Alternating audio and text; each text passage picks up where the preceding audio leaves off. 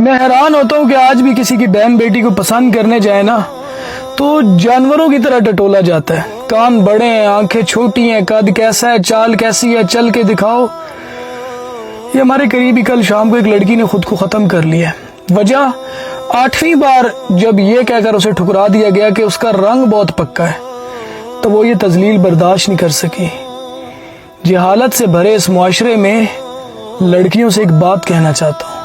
جب کوئی کہے نا کہ ڈارک سرکل کتنے زیادہ ہیں تو بول دو کہ نیچرل سموکی آئیز ہے. ایسی ہی ہوتی ہے نیچرل سموکی آئیز.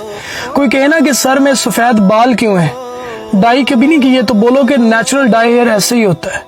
کوئی سانولے رنگ پہ بات کرے نا بول دو کہ نیچرل بیوٹی ہے.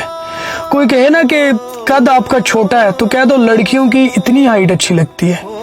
یعنی جب اللہ کی بنائی گئی تصویر پر کوئی اعتراض کرے نا تو احترام کے دائرے میں رہتے ہوئے جواب دینا سیکھو. یوں اپنے آپ کو ختم کرنے سے کیا ہوگا بھلا؟ اس بے حس معاشرے میں احساس دلانا بہت ضروری ہے اور شاید جواب دینا بھی بہت ضروری ہے.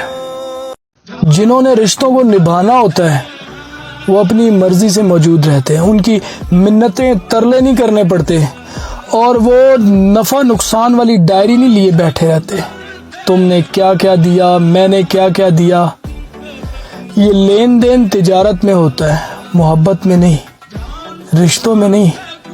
اور رشتے محبت سے چلتے ہیں، تجارت سے نہیں. جو بندہ خوشی میں، غم میں، دھوپ میں، چھاؤں میں تمہارے ساتھ ہو، بغیر کچھ جتائے، بغیر کچھ مانگے، بغیر کچھ کہے، یہ ہے محبت، یہ ہے رشتے، یہ ہیں اپنے.